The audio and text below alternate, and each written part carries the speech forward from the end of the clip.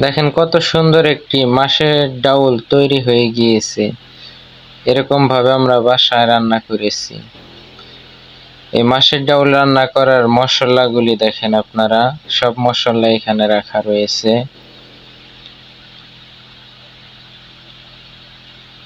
এখন আমরা পাতিলের মধ্যে পানি দিয়ে দিতেছি।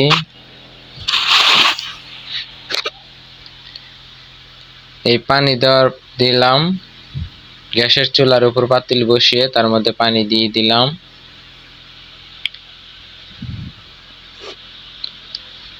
এখন আমরা মাছের ডাউলগুলো ব্লেন্ডার করে রেখেছিলাম, হালকা গুঁড়ো করেছি, এগুলো এখন আমরা পানির মধ্যে দিয়ে দিব।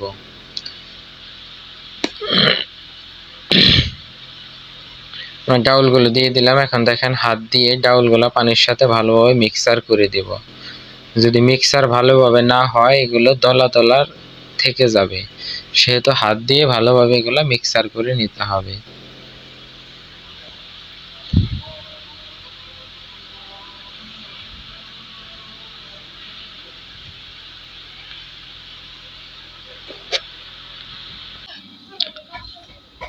ডাউলগুলো হাত দিয়ে ভালোভাবে আমরা মিক্সার করে দিলাম। দেখেন আপনারা এভাবে মিক্সার করে দিবেন। এখন আমরা মরিচগুলি দিয়ে দিব, আর একটু পানি দিলাম।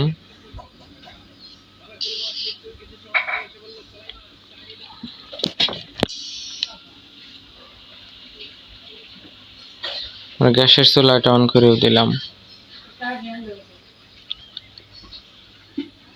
আপনারা এভাবে যে কোনো টাইমে বাসায় রান্না করতে পারবেন, খেতে অনেক সুস্বাদু হবে।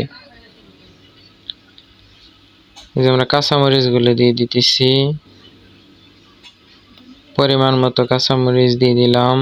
যে যেরকম জাল খাবেন ওরকম ভাবে কাঁচামরিচগুলো দিয়ে দিবেন। আমরা ধনিয়ার পাতা দিয়ে দিলাম কিছু পরিমাণের।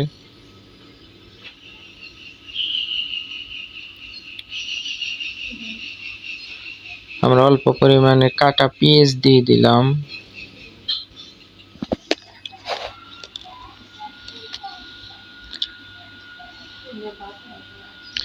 পেঁয়াজ কুচি করে তারপর দিয়ে দিবেন আপনারা।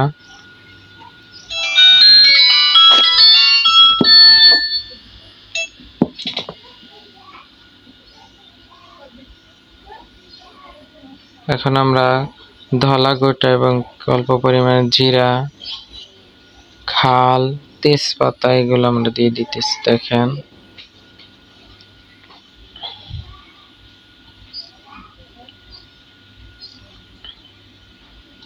আমরা ধলা গোটা কিছু বেটে রেখেছিলাম, এগুলো দিয়ে দিলাম।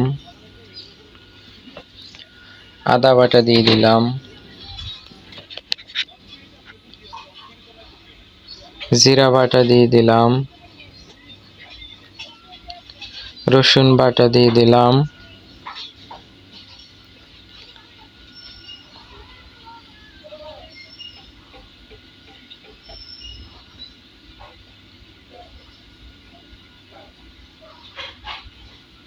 পরিমাণ মতো লবণ দিয়ে দিলাম,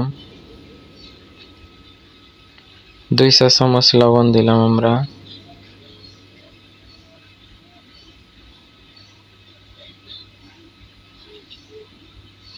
এখন ধনিয়ার গুঁড়া দিয়ে দিলাম 2 চা চামচ।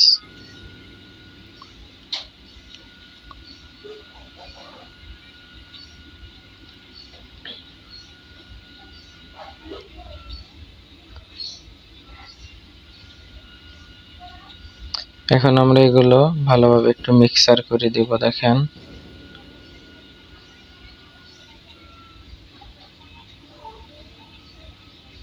দেখেন আমরা মিক্সার করে দেওয়ার পরে এই যে কত সুন্দর একটা বলক এসে পড়েছে।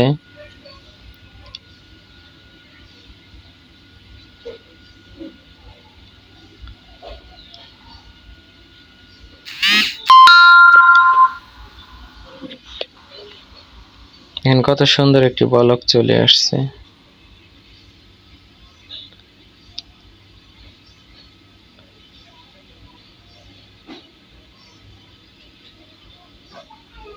আমরা এখন একটু দেখে নিব জাল এবং লবণের পরিমাণটা ঠিক আছে কিনা।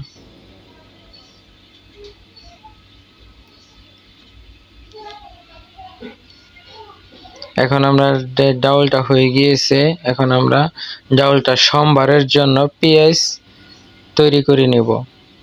পেঁয়াজ, রসুন, জিরা, আমরা সরিষার তেল দিয়ে দিলাম আরেকটি কড়াইয়ের মধ্যে।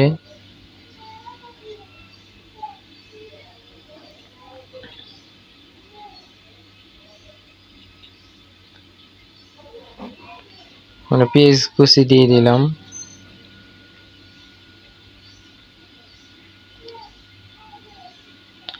আপনারা সবসময় সরিষার তেল ব্যবহার করবেন। আমরা কিছু রসুন কুচি দিয়ে দিলাম।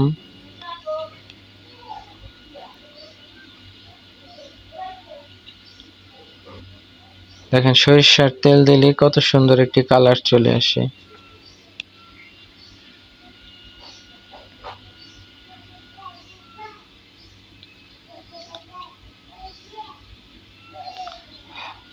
একটু ভালোভাবে পেঁয়াজগুলি ভেজে নিতে হবে।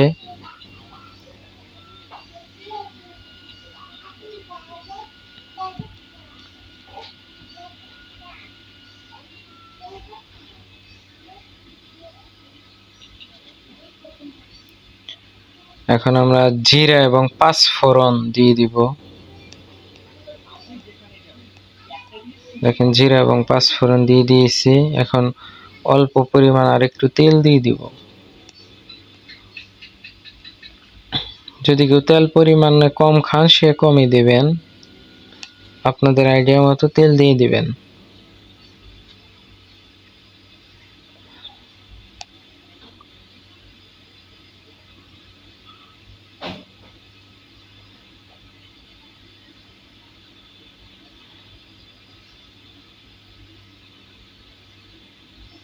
দেখেন পেঁয়াজের কত সুন্দর একটি কালার চলে আসছে, মোটামুটি হয়ে গিয়েছে।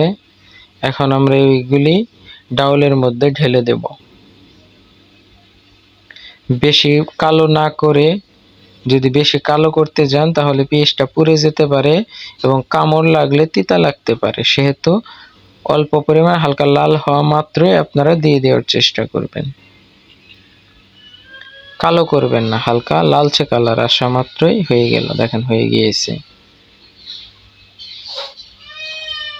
এখন আমরা এগুলা আমাদের যে ডাউলগুলো হয়ে গিয়েছে আমরা ডাউলের মধ্যে দিয়ে দিলাম। দেখেন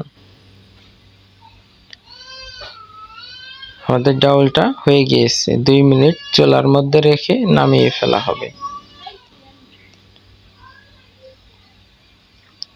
ডাউলটা হয়ে গিয়েছে। দেখেন খুব সুন্দর একটি বাসনা বের হয়েছে। মাছের ডাউল আপনারা এভাবে রান্না করতে পারবেন। দেখেন আপনারা কমপ্লিট আমাদের ডাউলটা হয়ে গিয়েছে।